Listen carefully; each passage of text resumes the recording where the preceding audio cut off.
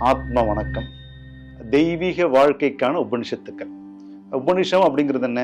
2 வரிகள்ல இருக்கக்கூடியது. எப்படி திருக்குறள் இருக்குமோ அந்த மாதிரி 2 வரிகள்ல 3 வரிகள்ல இருக்கக்கூடியது. அது மாதிரி ஒரு 1000 உபனிஷத்துக்கள் இது உள்ளார இருக்கு.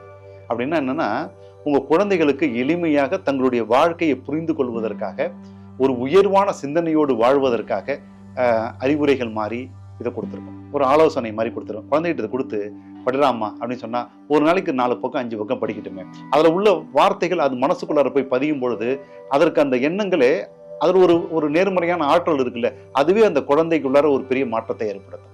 அந்த குழந்தைக்கு யாராவது மூலியமா அதுக்கே ஒரு தீங்கான எண்ணம் இருந்தாலும் சரி, வேற எங்கோ வெளியிலிருந்து வரக்கூடிய ஒரு தீங்கான எண்ணமா இருந்தாலும் சரி, அது எந்த விதமான தொந்தரவுக்கும் அந்த குழந்தையை ஆட்படுத்தாது. ஏன்னா இந்த புத்தகத்துல இருக்கக்கூடிய வார்த்தைகள் நேர்மறையான சிந்தனையை உற்பத்தி பண்ணி ஒரு மிகப்பெரிய ஆற்றலை அந்த குழந்தைகளுக்குள்ளார வச்சிருக்கோம்.